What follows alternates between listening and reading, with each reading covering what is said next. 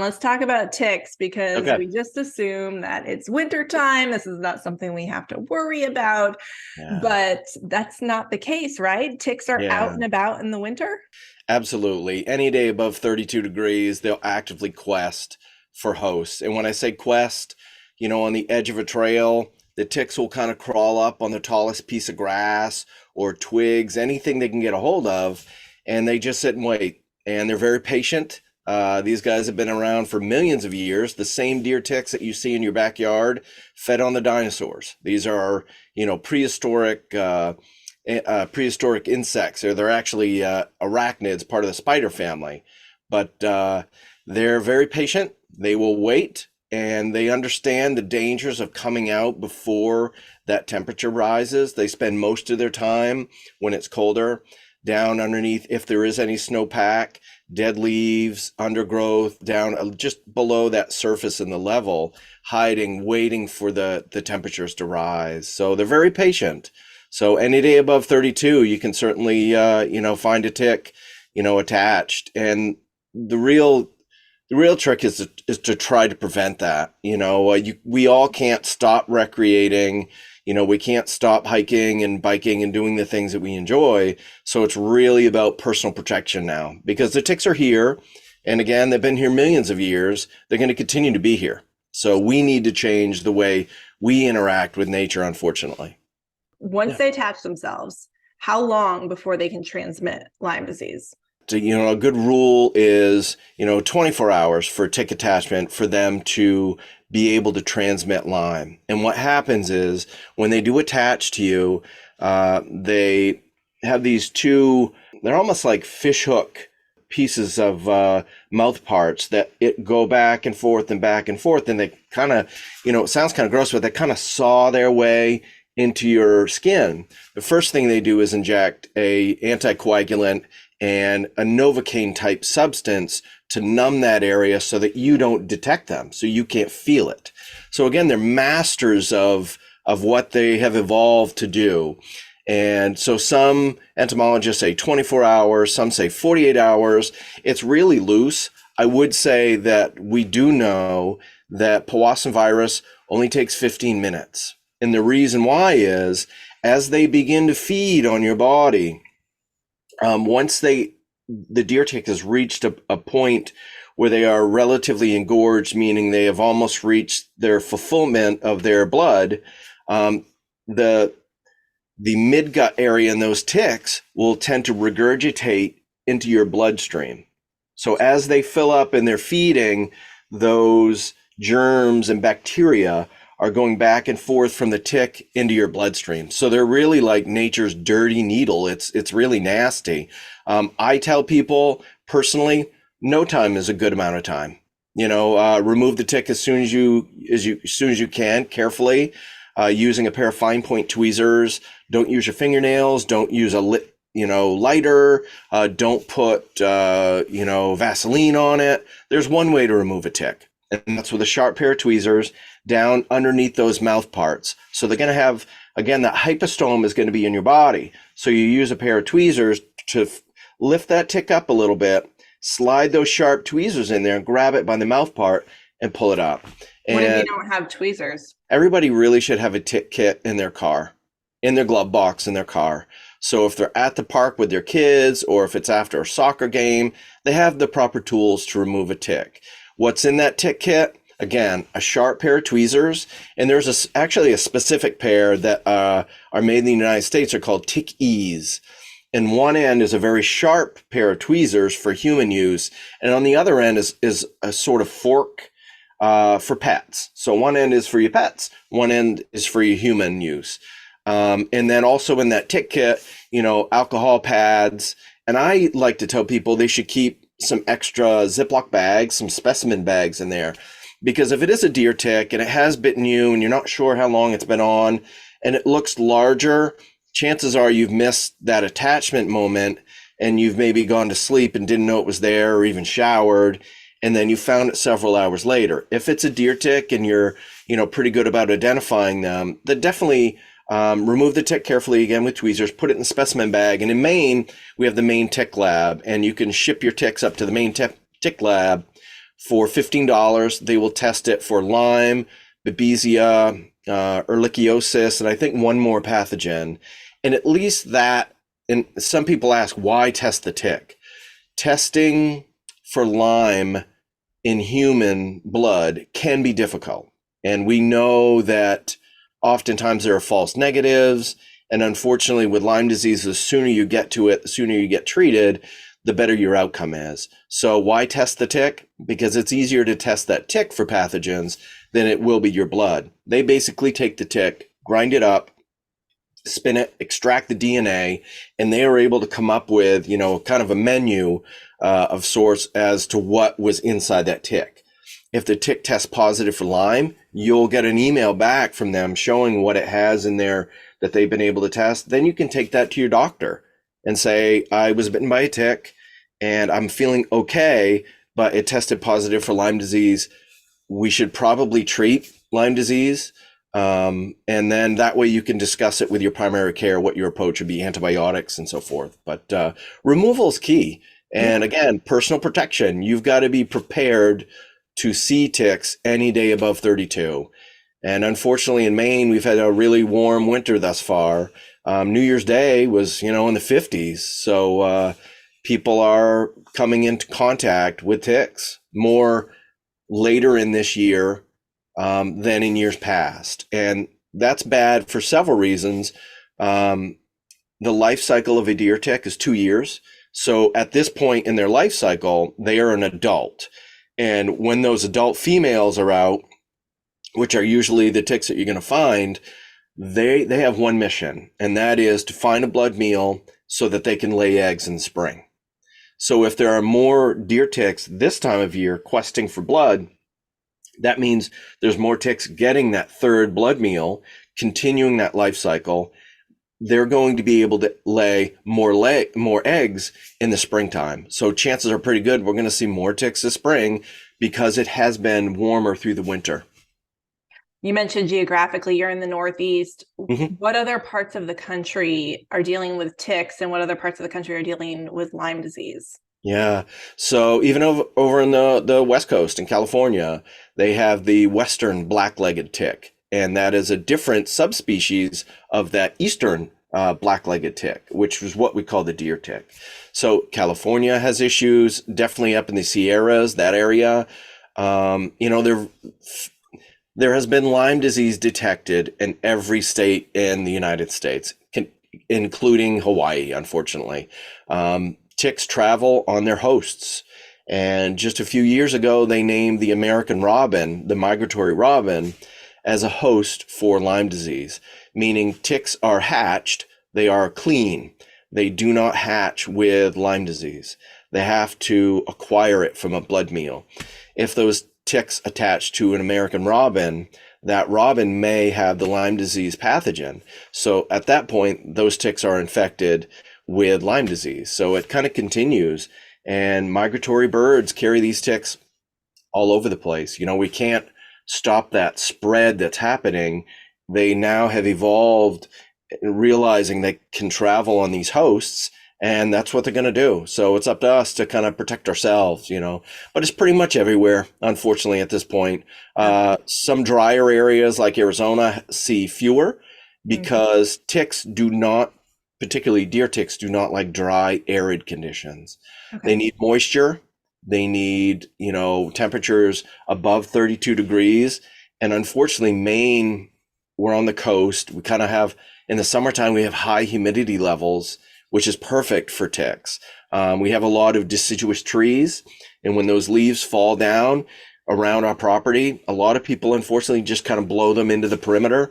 You're adding to that tick habitat. You're almost inviting the ticks to come because you're not removing the leaves and taking them away, disposing of them.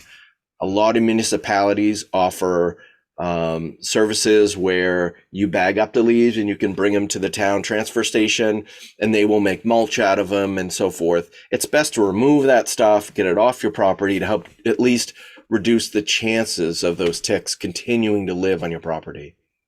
Yeah, I want to talk about pets as well because Yeah, we can protect ourselves a lot better, I feel like, than we can, pets are not putting on clothing to go out.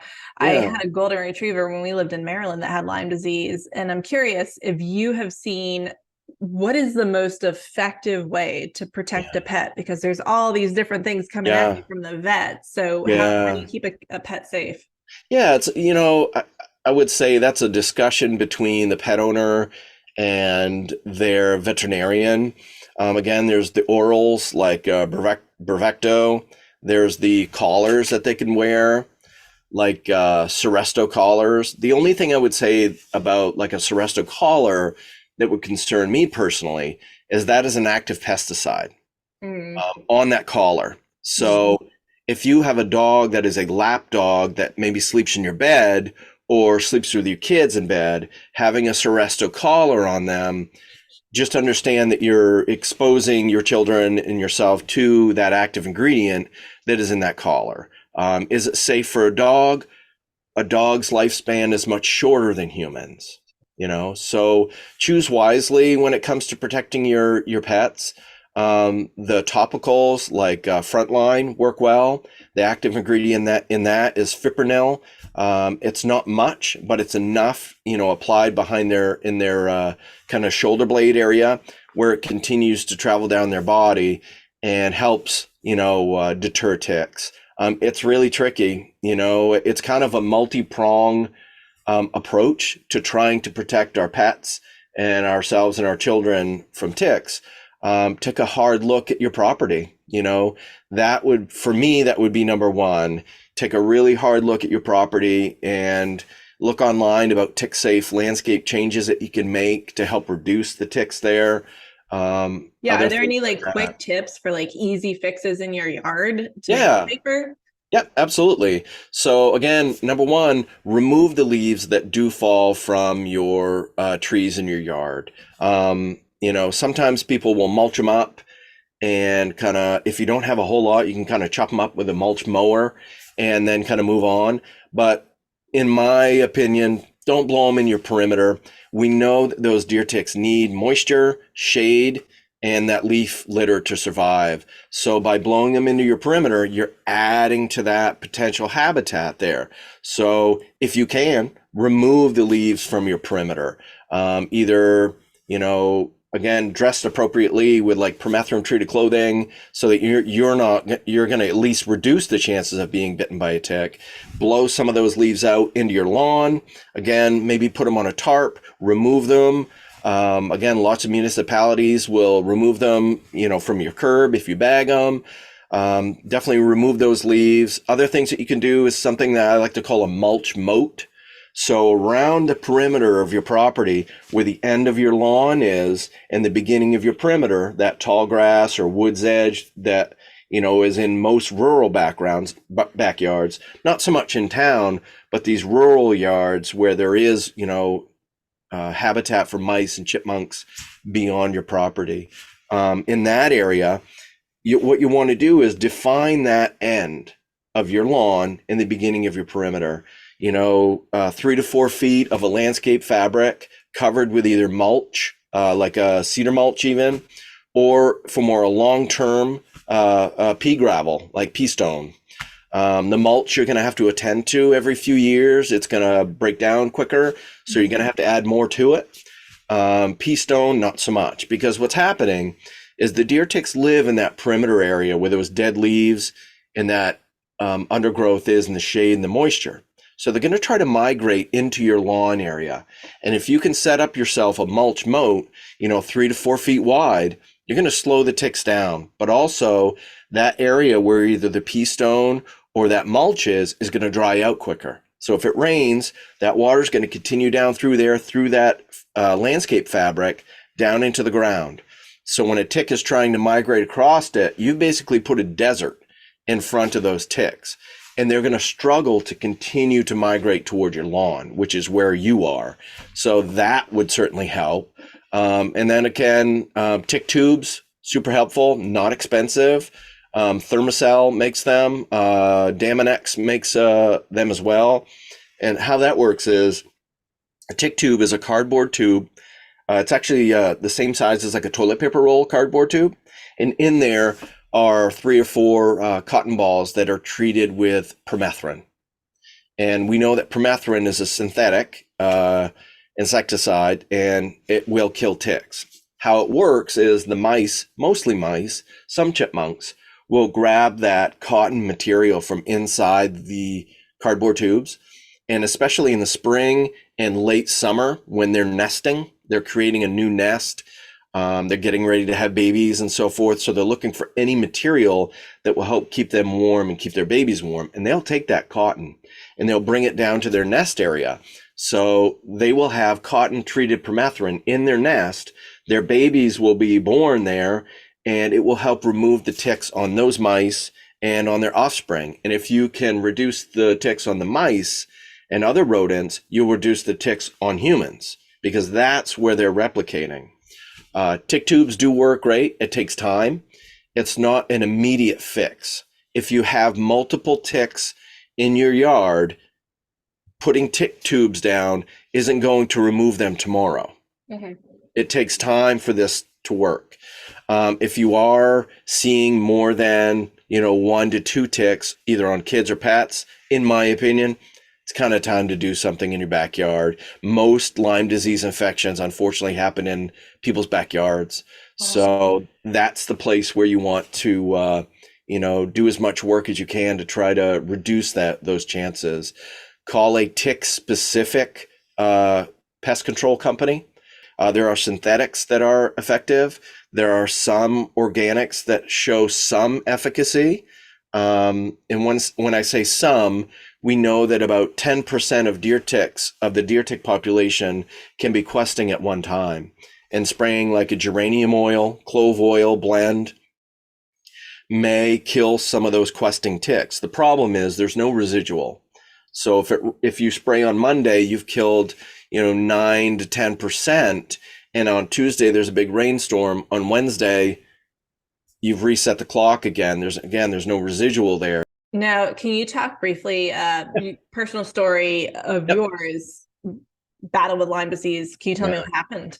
Yeah, so in 2002, I was living out in southern Maine in the town of North Waterboro, and I was riding my bike, and I was working the night shift at a TV station. So I came in to take a shower after the morning, and I felt this bump behind my ear, and I kind of struggled with it for a minute. I was like, what is that?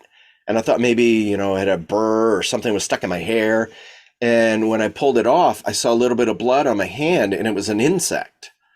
And at that point, I didn't know really what a tick was. I had heard about Lyme disease, but I didn't really understand how or why, how it works, kind of. And I didn't make the connection between that tick bite and not feeling well. And I went through a week or so of neck pain, back pain, fever, didn't really feel well, called my doctor. They thought maybe something viral. So they did call in an antibiotic. But again, I didn't connect that insect bite with an illness. So I didn't tell my doctor, hey, I got bit by a bug, because I didn't even know what it was. I did do like 10 days of antibiotics, and I was okay. I remember being in my 20s and just kind of taking ibuprofen and just kind of continuing to do. And then over the years, I had a few, strange issues. My left knee would swell up to the point where I had what they called water on the knee, fluid in my knee. And it was very difficult to do the daily routine and stuff. Again, as a news photographer, I was very busy on my feet, and I had it drained, and that seemed to help a little bit. And I eventually went to an orthopedic surgeon and had my knee scoped. So I had arthroscopy done on my knee. And I remember waking up in recovery and saying, oh, did you get it? Did you find it? Because we thought maybe there was a tear in there, or a torn meniscus or something. And he said, no, there was no tear. You got a little bit of arthritis in there, and you should be fine. And so what I didn't realize at the time, when you go through arthroscopy, they give you, part of the process is they fill your knee with fluid, and in that fluid is steroid. So it's a very powerful anti-inflammatory. And my knee did feel better. And I kind of continued on for, a few more years. And then it wasn't until 2014, my wife and I, we became parents. We bought a new house, and I was working on some of the outside stuff, and my knee swelled up, like it did again years ago. And it's always kind of bothered me. And at that point, on top of the knee swelling, fatigue, malaise kind of kicked in. I really didn't have any energy. And my wife was kind of like, gee, we got this whole laundry list of stuff. We bought this new house. We got to get this stuff done. Meanwhile, I was working full time and it was tough. But in any event, I went to my primary care and I said, I'm not feeling well, fatigue, malaise. I've dropped a lot of weight. And, we kind of went through the litany of things. What could it be? And at some point, I do remember we did a Lyme test. We did an ELISA test, and it came back negative. So we kind of took it off the list, and we kind of thought, well, it's not Lyme disease. So, fast forward, we were in kind of a wait and see mode. It was probably another 3, 4, 5, 6, 8 months, and I was just continuing to decay and continuing to slow down to the point where I was on short-term disability from work. I was really struggling to do the day-to-day things that a dad and a husband needs to do. And at that point, we talked about some other issues. They thought maybe I had lupus. So I went to a rheumatologist. I didn't have lupus, so we knew that wasn't it. And it wasn't until somebody I was talking to had mentioned, have you looked at Lyme disease? And I said, yeah, I was tested. I don't have it. And somebody said, well, there are other tests, and testing for Lyme disease is very difficult. Well, I didn't really understand that either. So I started reading. And again, you go down this Google wormhole of reading about this stuff, and you read about, chronic Lyme and all these other things and so forth. Well, I asked my doctor, there's another lab. I would like to have my blood drawn and sent off to this other laboratory. And my primary care didn't work with that lab. So I thought, well, all right, whatever. So a friend said, well, you should see this person. They'll draw your blood and send it off. And sure enough, I stopped by another, what we call Lyme literate physician, and they drew my blood, shipped it off this lab. And I was very positive for Lyme disease. In fact, I had 4 bands positive. So I took this information. I went back to my primary care and I said, hey, I had this Lyme test and so on. And these are the results. And it kind of puzzled me because my physician was hesitant to take that information in as a test result, saying that we don't work with this lab. I'm not sure what this test is. I'm not quite sure how to read this test. So reading more into it, and again, I was quite ill, so I could only spend, I spent days reading, and I tried to learn everything I could about ticks, about Lyme disease, how this could happen, the testing, why is the testing so unreliable? And it comes down to protein lines. The typical Western blot test that your doctor will give you at the lab, at your primary care, has protein lines that have been removed. And the reason they've been removed is because they assumed we would all have a Lyme vaccine. And unfortunately, the Lyme vaccine that they were working on, whether it just wasn't popular or wasn't profitable at that point, they got rid of that Lyme vaccine. Unfortunately, they had changed the sensitivity at the CDC as far as the testing. And since we haven't had a Lyme vaccine, they haven't increased that sensitivity again on those testing. So that's kind of why the testing seems to be faulty. But again, it's a clinical diagnosis. Lyme disease should be a clinical diagnosis. You look at all your symptoms, you look at where you live in proximity to other areas. Maine is #1 in the country for Lyme disease. So taking that into consideration with also, a test result that should be considered confirmatory, I moved on to a different doctor, did long-term antibiotics, and I'm okay.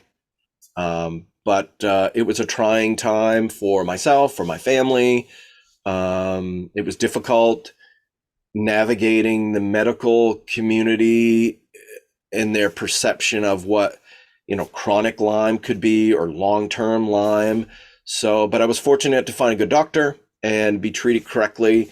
And I would say I'm 85, 90%, recovered, which is a great thing, because unfortunately, some people never really get better. So it's difficult. And that's why I always tell people the key is prevention. That is the easiest thing that we can do to try to, hold back, being infected with Lyme or some of the other dangerous pathogens here. Anaplasmosis in Maine is very prevalent in ticks as well.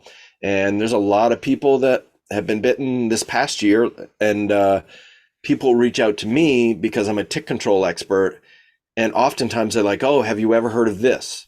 Anaplasmosis, babesiosis, and these other infections. I'm like, yeah, I've heard of them, And unfortunately, people don't think about it until they get it.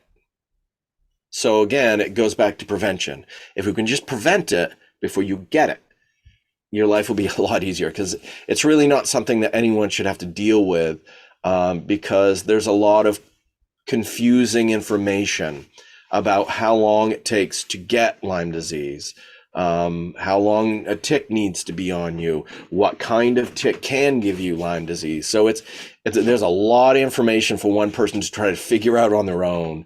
And doctors are just now starting to understand that some of the things that we thought were correct are in fact incorrect. So they're learning as we go. So it's difficult. And I would say don't become angry or frustrated with your physician, because they're only trying to learn too. So we're all kind of in this together. And if you're not getting the answers that you think you should be getting, keep advocating for yourself, like with any illness, whether it's cancer or Lyme disease or any of these other things. Second opinion, definitely.